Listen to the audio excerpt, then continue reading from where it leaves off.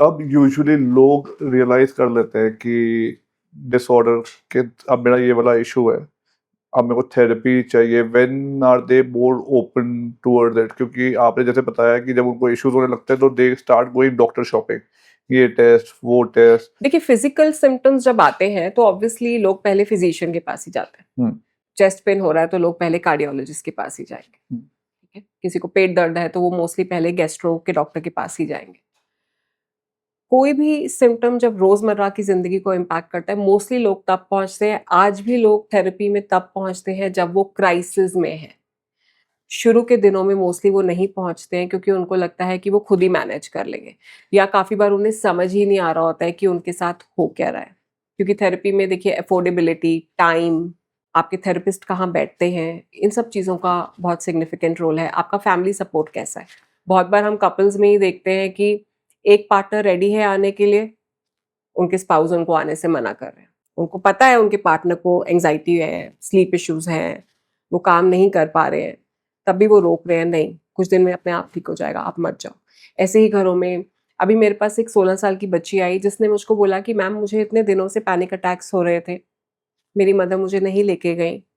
अभी 6 महीने पहले हमारे घर में एक झगड़ा हुआ जिसमें मेरी मदर का ब्रेकडाउन हुआ। देन माई मदर रियलाइज्ड कि इमोशनल ब्रेकडाउन क्या होता है या घबराहट क्या होती है, तो मैम मेरी मम्मा आपके पास मुझे लेकर आई। जब तक उनको पता ही नहीं था ये सब क्या है, तब तक उनको लग रहा था मैं ओवर रिएक्ट कर रही हूँ, मैं ड्रामा कर रही हूँ, अपने आप ठीक हो जाएगा। एक और चीज़ भी है ना, काफ़ी बार घरों में ऐसा भी लगता है, हो सकता है ऐसा कुछ जगहों पे होता भी हो, कि एक जैसे काफ़ी फ्रेंड्स अपने आपस में डिस्कस कर रहे हैं कि मैं थेरेपी ले रही हूँ, तो उनकी फ्रेंड ने कहा कि मुझे भी थेरेपी लेनी। तो पेरेंट्स को ये लगता है कि तुम थेरेपी इसलिए ले रहे हो क्योंकि तुम्हारी फ्रेंड थेरेपी ले रही है। क्योंकि all of a sudden cool हो गया है थेरेपी के बारे में बात करना।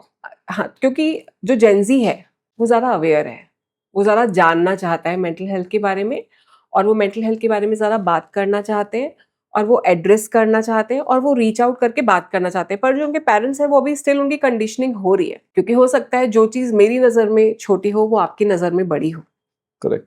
पर और जो सफरर है उसके लिए जो बड़ा है उसके लिए रीच आउट करना इंपॉर्टेंट है, because therapy is not for crisis. Therapy तो एक ऐसी चीज है कि आप किसी सीवियर चीज से नहीं भी गुजर रहे हैं, आप किसी के पास जाके डिस्कस कर सकते हैं, just to have a perspective also. Lately मेरे पास ऐसे भी पेरेंट्स आते हैं जो अपने 13-14 साल की गर्ल के सेशंस चाहते हैं विद हर कॉन्सेंट, कि मैम बस हम चाहते हैं कि जाके किसी से ना कुछ कुछ डिस्कस कर लिया करे जो ये हमसे नहीं कर पाती। She should have a platform which is neutral, non judgemental, और वो वहां जाके डिस्कस कर लिया करें उनसे अपनी कुछ भी फीलिंग्स। और ऐसे बहुत सारे लोग हैं जो अपने financial crisis, career related crisis, marital quality और बेटर करना, इसके लिए भी आते हैं। सो ऐसा नहीं है हमेशा एक मेजर इशू होगा तो ही आपको पहुंचना है। तो मैम जैसे आपने बताया कि जब तक सिचुएशन खुद के ऊपर नहीं होती तब तक वो यही बोलते हैं कि अरे ठीक हो जाएगा, कुछ नहीं है। काफी लोग बोलते हैं, सब नहीं बोलते, नहीं बट नहीं एक बहुत बड़ा मतलब ग्रुप और ये है जो अभी हाँ नहीं स्टिल अवेयरनेस उस समझ तरफ से रहा आ है। रही है। कुछ जी, लोग हैं जो अब they don't consider it as a taboo, in fact they consider it to be healthy कि हमने बात करी मेंटल हेल्थ के बारे में, हम लोग कम्युनिकेट करें, that's a very healthy sign. आप एक चीज देखिए ना, अब लेटली मेरे पास ऐसे कपल्स आए हैं जो सेपरेटेड हैं, और उनकी 18 साल की बच्ची ने उनका सेशन बुक करा है कि पापा आप जाओ, आप एक बार जाके बात तो करो, हो सकता है आपको कुछ एक पर्सपेक्टिव मिले कि आप लोग डिवोर्स नहीं ले रहे हो, आप लोग सेपरेट रह रहे हो कॉन्फ्लिक्ट्स की वजह से, हो सकता है आपको एक पर्सपेक्टिव मिले। 17-year-old girl sending her mother who is suffering from panic attacks, क्योंकि उन्होंने अपने हस्बैंड का एक्स्ट्रा मैरिटल रिकवर करा। तो उस 17-year-old को भी पता है कि घर में क्या हुआ है, मम्मी कोप अप नहीं कर पा रही है, तो मम्मी को बताया कि कैसे आपको किसी और के पास रीच आउट करना चाहिए, you should go and talk. So जो 17-18-year-old है, 15-16-year-old है, इवन वो भी अपने पेरेंट्स को अब एनकरेज कर रहे हैं कि आप जाओ, आप ओपन अप हो, कि आप किसी न्यूट्रल स्पेस में डिस्कस कर सको चीज़ें। सो अवेयरनेस उस तरह से भी बढ़ रहा है, जैसे हमारे बड़े अगर हमें अवेयर कर रहे हैं तो हमारे छोटे भी which is very good awareness sign, लेके आ विच इज रहे अ वेरी गुड साइन। हैं। Right.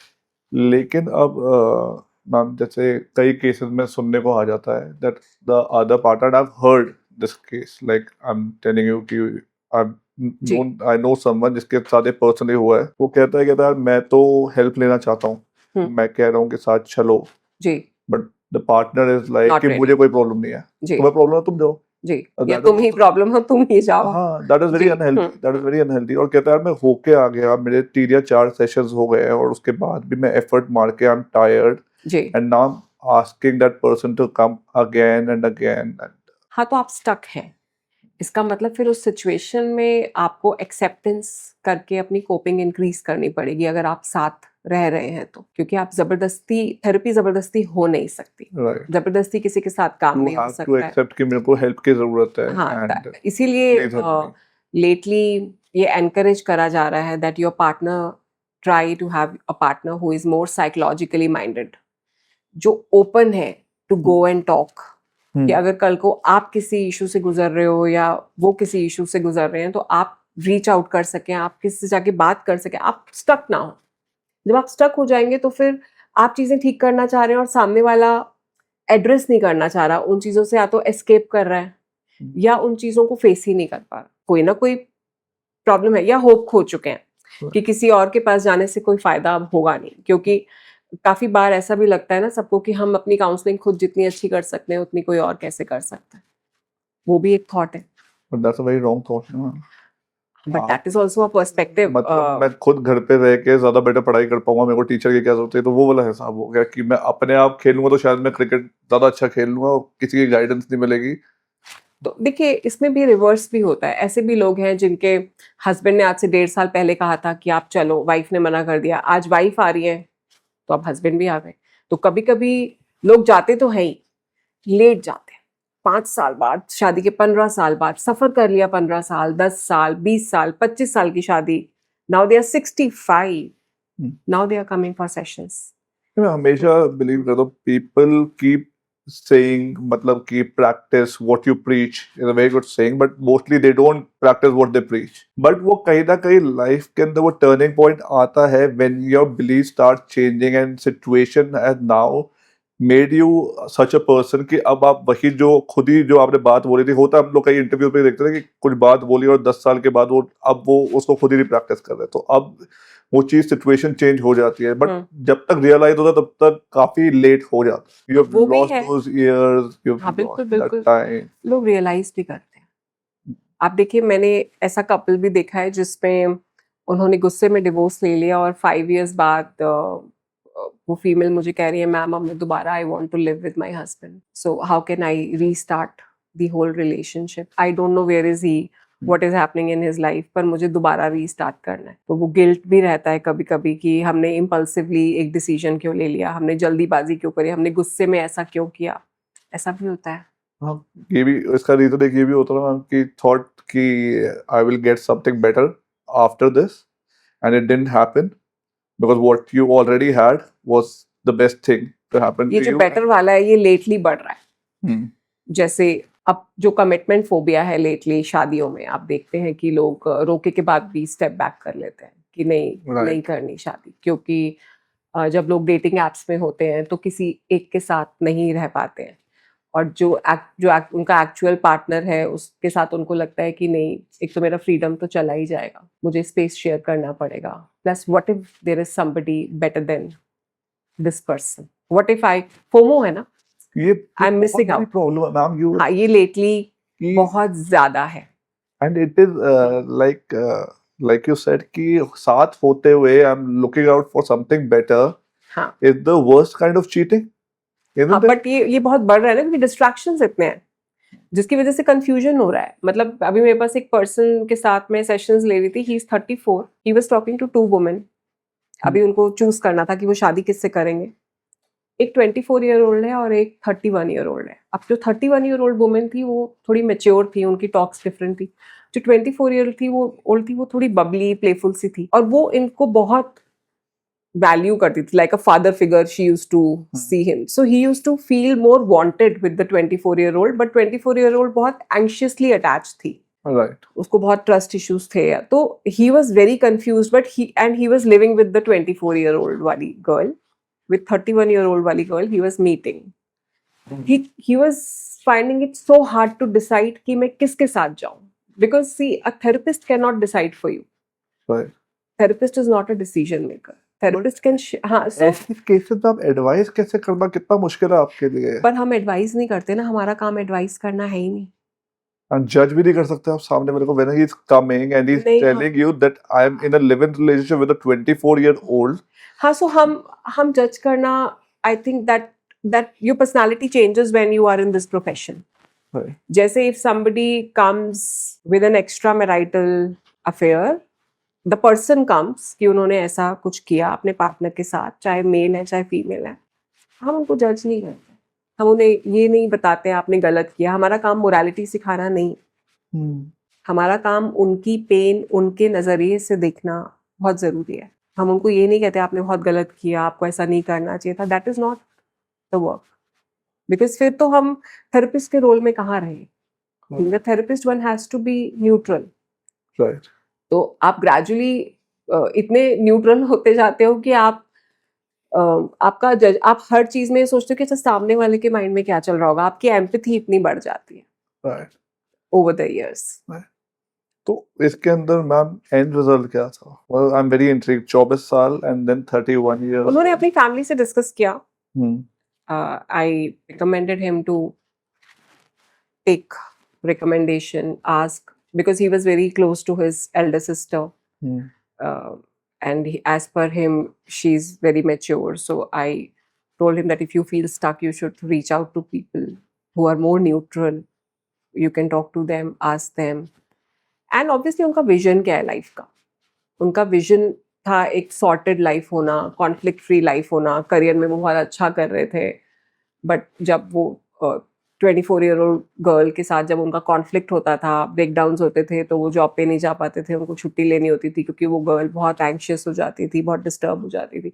So he was able to see that with her मैं अपनी फैमिली के साथ कोई रिलेशनशिप नहीं रख पाऊंगा लॉन्ग टर्म, क्योंकि मैं उसी को इतना संभालता रहूंगा. एंड बेसिकली मैं भी उसका मेंटल हेल्थ ज़्यादा संभाल रहा हूँ, क्योंकि वो सफ़र करती है जब मैं फ़ोन नहीं उठाता, या मैं ऑफिस से थोड़ा सा लेट हो जाता हूँ, या मैं रिस्पॉन्ड नहीं कर पाता हूँ. So he was able to see that, but his emotion was saying something else, his logic was saying something else. तो मैम जैसे अटैचमेंट्स की आपने बात करी कि वो उनकी बड़ी वो फादरली वाली अटैचमेंट थी. तो अटैचमेंट्स काफ़ी जैसे एंग्शियस अटैचमेंट होती है कि फियर ऑफ अबैंडनमेंट है एंड देन जी. can't be alone so you hold on to the next one. Secure attachment किसे बोलेंगे मैम हम in a relationship कि secure ये attachment वैसी है कि जिसके साथ वो comfort level है. You don't feel insecure when you're stepping out of the house or that person is going out with his or her friends. जहाँ पे हमें ट्रस्ट है, फुली ट्रस्ट है. मैं अपने पार्टनर के साथ एक रूम में हूँ और मैं इमोशनली सेफ फील कर रही हूँ. I can be my self. My partner is not with me and I am okay with the partner not being there, doing his things, and I'm feeling okay within myself. I know that he's there with me. I'm mentally sure about it. जब insecurity होती है तो बहुत assumptions बनते हैं, बहुत fears होते हैं. उनके बहुत सारे factors हो सकते हैं. वो genetic भी हो सकता है, वो childhood issues भी हो सकते हैं, childhood problems भी हो सकते हैं. प्रीवियस रिलेशनशिप्स के इश्यूज भी हो सकते हैं. सो मैम जैसे अब रिलेशनशिप्स के अंदर काफी couples are coming to you, what is one pattern और one problem that you identify is on the rise, जो बहुत ज्यादा आजकल आ रही है? ऑन द राइज जो आजकल बढ़ रही है, आपको बार बार देख रहे हो since you are in this profession for a very long time, so you have dealt with all kind of, I am sure with all kind of issues. जो एक बहुत बड़ी प्रॉब्लम जो बढ़ रही है वो है पुअर फ्रस्ट्रेशन टॉलरेंस, जहाँ पे हम डिसएग्रीमेंट को ले ही नहीं पाते. We need to accept that when we are to people with different backgrounds, different genetics, we will have different outlook. और अगर पार्टनर का आउटलुक डिफरेंट है तो उसको एक्सेप्ट ना कर पाना एक बहुत बड़ी प्रॉब्लम है. और शादी में क्या होता है ना, आपको बड़ी डिफिकल्ट डिस्कशंस करने होते हैं, चाहे वो फाइनेंशियल है, चाहे वो किड्स हैं, चाहे वो करियर है, चाहे वो जॉइंट फैमिली है, न्यूक्लियर फैमिली है, जो भी. वो कम्युनिकेशन हो ही नहीं पाता है क्योंकि हम नो नहीं ले पाते हैं, या हमें लगता है कि मेरी बात को कैसे काट दिया. और शादी में जो एक बहुत बड़ी चीज़ ज़रूरी है, या किसी भी रिलेशनशिप में ज़रूरी है, वो है flexibility. Flexibility is something which really really matters a lot एक रिलेशनशिप. अगर फ्लेक्सिबल नहीं हो रहे हैं हम, मैं ये भी नहीं कह रही हूँ कि आप इतना फ्लेक्सिबल हो, मतलब डंडी को हम इतना भी ना घुमाएं कि वो टूट जाए, पर फिर भी फ्लेक्सिबिलिटी बहुत जरूरी है। अगर हम रिजिड हो जाएंगे तब तो हम स्टक हो गए। जैसे this is something called grid lock, कि ना हम दोनों अब यहाँ स्टक है, ना मैं यहाँ से गुजरना चाह रही हूँ ना आप यहाँ से गुजरना चाह रहे हैं, अब हम यहाँ स्टक हो गए क्योंकि मैं अपनी बात पे हूँ और आप अपनी बात पे हैं, उससे तो चलेगा नहीं ना। और ये this is on the rise. Yes ma'am what is love exactly? जब ये रिलेशनशिप में आप काउंसल करते हैं, बिकॉज लव की definition has changed a lot over years. जैसे आपके हिसाब से what is the definition of love? I don't understand love now. मेरे को लव समझ में नहीं आता, तभी that's the reason and this is a question like a lot of people don't know the answer to, कि they'll confuse it with caring, with gestures, but when love I think is a combination of everything. हाँ, love is a combination of many things.